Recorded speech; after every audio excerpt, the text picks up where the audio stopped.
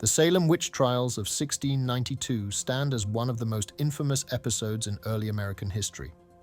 Taking place in the Puritan community of Salem Village, Massachusetts, these trials resulted in the accusation of over 200 individuals.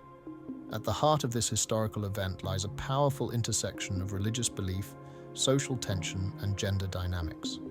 Women were disproportionately targeted, often reflecting both theological interpretations and cultural assumptions about female moral weakness. The trials reveal how biblical authority, fear of the supernatural, and strict Puritan gender norms shaped one of the darkest chapters of colonial life. The Salem trials cannot be understood merely as isolated legal proceedings. They emerged from a particular cultural and religious context that blended Old Testament literalism with New England's precarious social dynamics. The accused women were not randomly chosen. They often occupied liminal spaces in society: widows, outspoken individuals, the poor, or those without powerful male protection. By examining the historical background of the Salem witch trials, the biblical justifications invoked, and the social profiles of the accused, this report explores how fear and scripture converged to target women in colonial America. The Salem witch trials unfolded in a Puritan community deeply shaped by English religious traditions and biblical worldviews. The Puritans, who settled in New England during the 17th century, sought to build a city upon a hill, a community governed by strict adherence to Scripture. They used the King James Bible as their central religious and moral authority. Passages such as Exodus 22:18, "Thou shalt not suffer a witch to live," were interpreted literally as legal mandates. This scriptural foundation, combined with local tensions and fears, provided fertile ground for witchcraft accusations. Salem Village in the 1690s was also marked by political instability, economic strain, and social divisions. The community was split between those who supported greater independence for Salem Village and those loyal to Salem Town. The harsh New England winters, recent smallpox outbreaks, and fears of attacks from indigenous groups added to a general atmosphere of anxiety. In this climate, misfortunes such as illness, crop failure, or sudden death were often attributed to witchcraft. The legal and religious systems were intertwined, and accusations were taken seriously by magistrates, ministers, and townspeople alike. Religious belief was central to the logic behind the Salem witch trials. Puritan society was theocratic. Civil law and biblical law were often inseparable. Ministers and magistrates drew on Scripture to interpret events and guide legal proceedings. The King James Bible, used by Puritans in New England, contained explicit prohibitions against witchcraft. Passages from Leviticus and Deuteronomy likewise condemned witchcraft as a capital offense. These scriptures were not treated metaphorically, rather they were interpreted as divine legal mandates. In a society where the Bible served as the highest authority, such verses shaped community attitudes towards suspected witches and justified capital punishment. Ministers often played an active role in validating suspicions and guiding trials.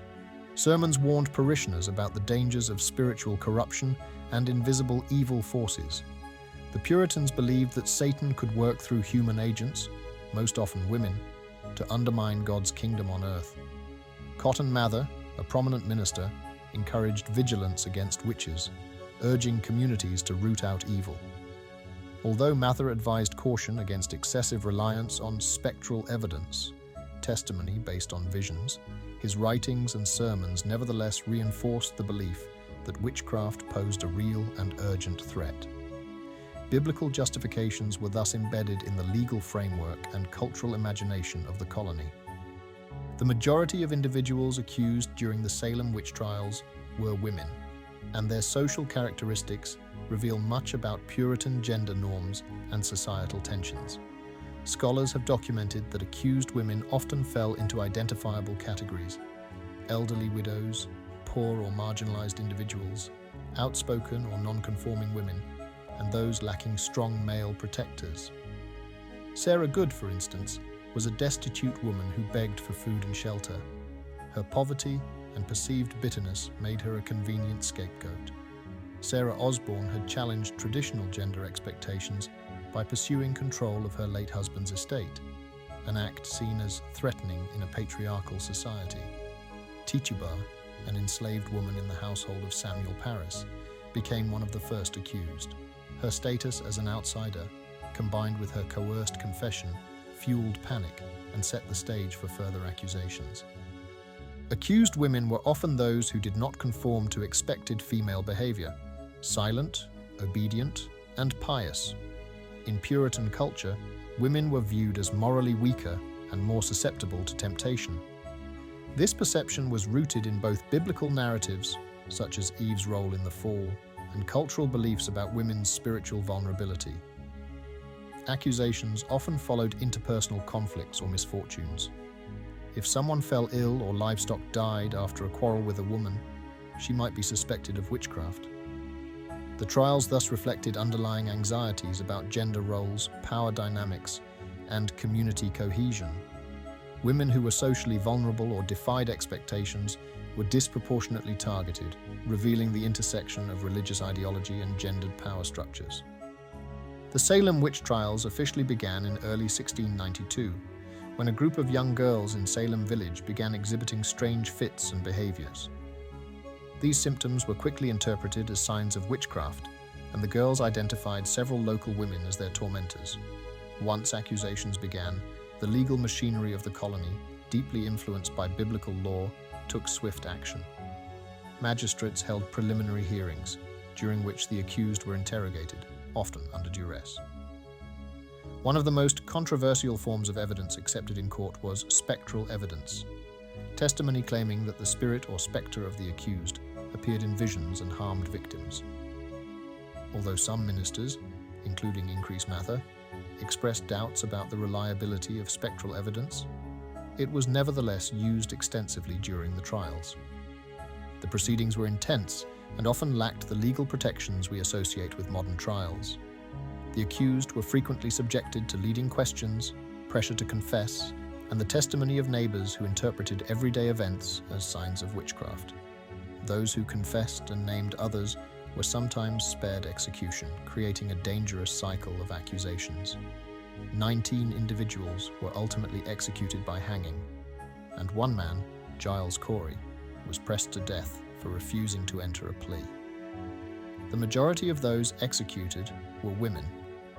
These trials reflected not only a literal application of biblical injunctions, but also the communal fear and instability that characterized Salem Village at the time. The Salem witch trials left a profound mark on colonial society and American history. In the short term, the executions and imprisonments created trauma and distrust within the community. Families of the accused suffered long-term stigma, loss of property, and social isolation. By 1693, growing skepticism and political intervention brought the trials to an end. Governor William Phips prohibited further arrests and later declared a general pardon for those imprisoned. The colony's leaders acknowledged the miscarriage of justice, and in subsequent years, efforts were made to compensate surviving victims and their families. In the long term, the trials became a cautionary tale about the dangers of religious extremism, mass hysteria, and unchecked authority. They also reveal how deeply gendered assumptions shaped colonial justice. Women were accused not because of tangible crimes, but because of social vulnerability, deviation from gender norms, or interpersonal conflicts magnified through a religious lens. Modern scholarship has emphasized the trials as a key moment in American history, when theology, law, and social anxieties converged in deadly ways. The legacy of Salem continues to resonate as a symbol of fear-driven injustice. The Salem witch trials were not merely isolated events, but the product of a complex interplay between religious belief, social tension, and gender dynamics. The Puritan reliance on the King James Bible provided the theological justification for the prosecution of suspected witches, while economic instability, political division, and interpersonal conflicts created a fertile ground for accusations.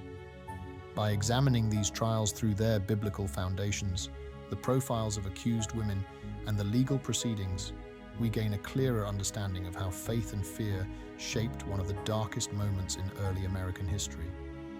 The Salem witch trials serve as a lasting reminder of the consequences of merging religious literalism with judicial authority and the dangers of scapegoating vulnerable populations.